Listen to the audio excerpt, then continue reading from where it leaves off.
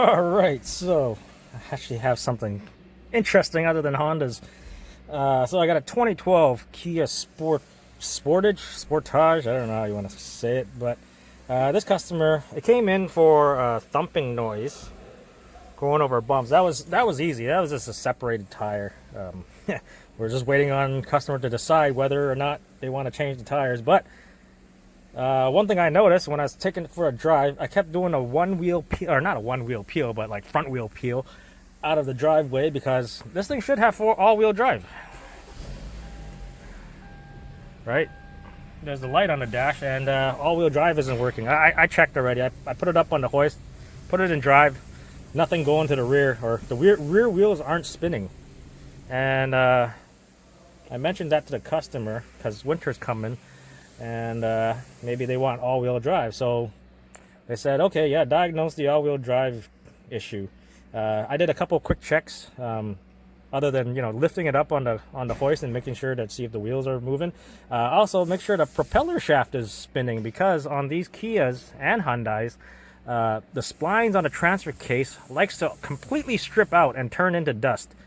But it looks like it's still intact, so the propeller shaft is still spinning, but it just doesn't engage the rear to give you all-wheel drive. So I'm just gonna quickly scan and see what that light is, and then we'll go from there.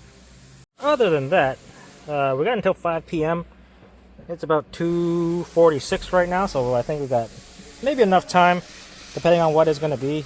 Probably not including repairs, and we'll see what we got here. So I got the Zeus here. I'm gonna plug this thing in. It's down here. Oh, upside down. Key on. Yes. Scanner. Nope, that is not. Turn off the fan so we're not killing the battery.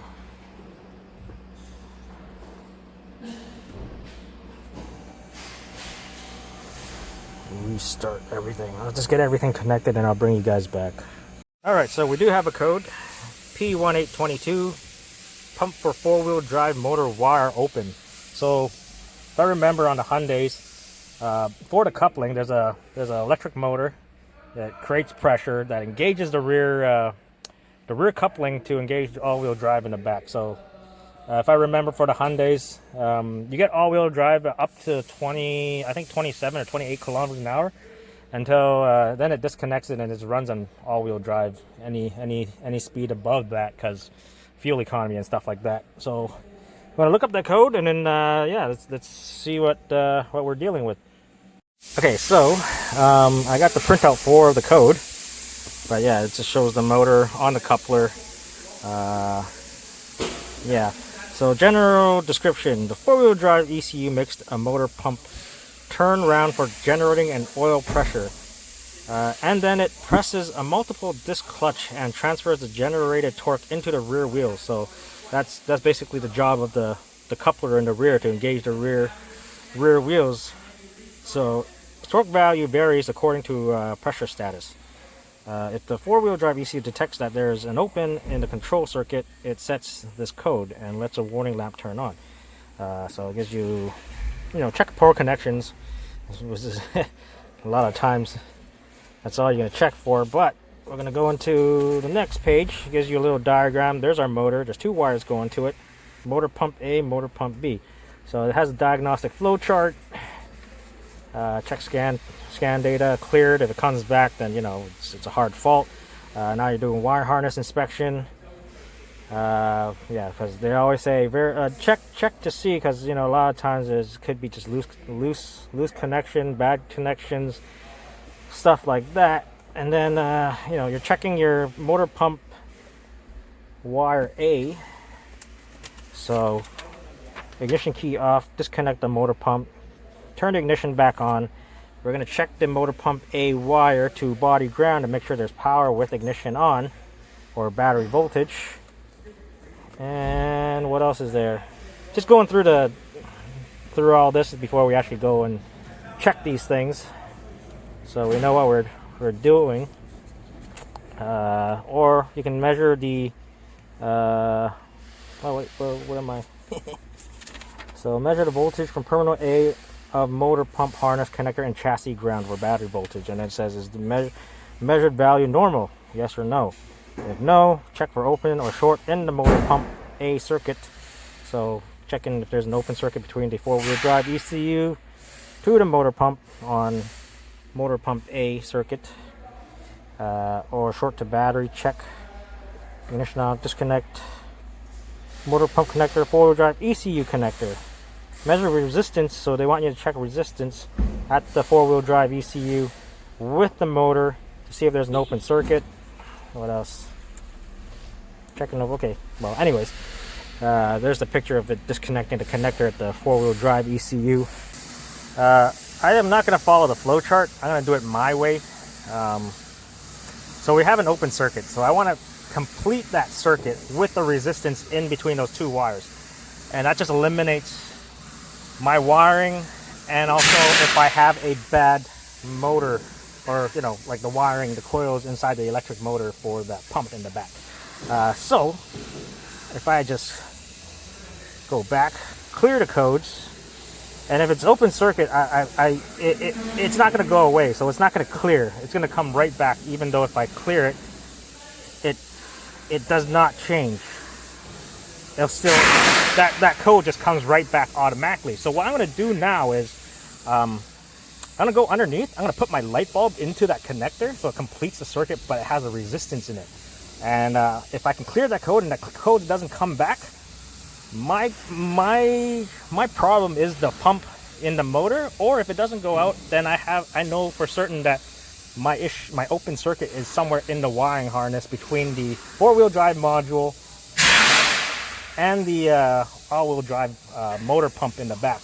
So I'm going to leave the car on. I'm going to go underneath, lift the car up. I'm going to put my light bulb in there, complete the circuit, clear it, and then rescan it and see if that code comes back. So that's what I'm going to do. So it's been a while since I've worked on a Hyundai, but this is our pump right here. The connector for the motor is right here. So I'm going to pop this out. It's open circuit already, so I mean, it doesn't really matter if I disconnect it now with the key on. I'm gonna grab my light bulb. Let me turn on the lights for you so you can see and I can see. I'm gonna put my trusty little light bulb for a resistance to complete the circuit within the connector. So plugged in. We're gonna clear the codes because we all know that you clear it, it automatically comes back. So we're going to clear the codes, right? That's all nice and dandy. Rescan it, and the code should be gone. And there you go. So forget the whole diagnostic flow chart. Simple light bulb to complete the circuit because it's an open circuit with the resistance in it, and it fixed our issue just from putting a resistance in between the connector. So, hey, you're talking too loud. I'm trying to make my video here. So, I'm gonna see if we can get a motor, but I guarantee you, it's whole coupler assembly. Basically, you can order these two separately. This guy separate from the rear differential. So. Yeah, there you go. I don't even know why I printed out the flow chart. I don't know, maybe because I wanted to make an interesting video, but you know, as like a flat rate tech, this is what you do, right? I guess. So yeah, I'm gonna quote out one of these guys. It should come with a motor pump for the coupler, and then that should be it. I'll see if the customer wants to do it. Yeah, sorry guys. I didn't. I shouldn't have just. I should just done it my way instead of following a flow chart. Parts department's on it. I got it right there. Oh, okay. Yeah, parts department is? He's ordering it. All right. So while we're waiting for, I guess aftermarket warranty, which is terrible. They either don't want you to use new parts and they want to put in whatever parts they want to put in.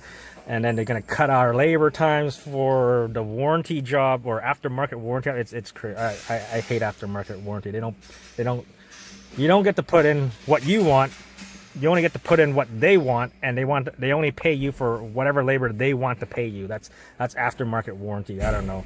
It's always a struggle with aftermarket warranty. But anyways, while we're waiting for that to get approved, I just want to explain what just happened. So what happens is when you go key on, if it's a circuit code, all your modules in your car do circuit integrity checks. So if there's an open circuit or something, or resistances are incorrect in certain, things in your car, like there's a lot of things in your car, and your module does these things pretty quickly. And if the circuit isn't good, or the circuit integrity isn't good in components in your car, it'll set that code right away. It does it really quickly. So simple thing, what I like to do when it's a circuit code and it's an open circuit, complete that circuit with the resistance in it, to see if it sets that code again. So if it doesn't, then you know which disconnecting it, putting in a resistance in it. It's kind of like your airbag too. You put a dummy plug resistance to make sure your airbag light goes out. Similar idea, but that's how I usually check circuit integrity codes. But yeah, I don't know. I printed out the whole flow chart for you guys just so I can kind of bring you along. But I don't know, when you're doing flat rate for a while, you just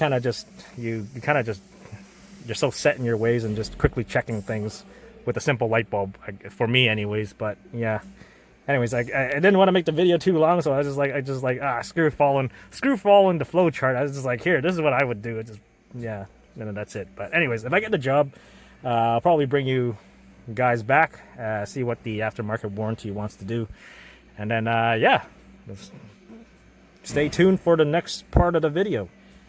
Okay, so I just want to finish my Kia video. I was wondering where the hell is it, because it didn't come back to get the repair done. And why did it not come back? So the customer had an aftermarket warranty.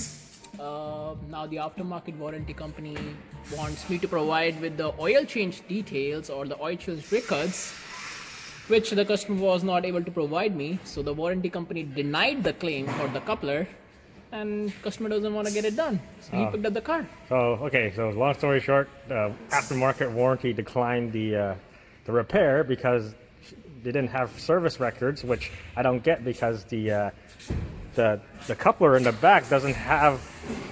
Well, I guess you can't really change the fluid in the coupler because it's in there.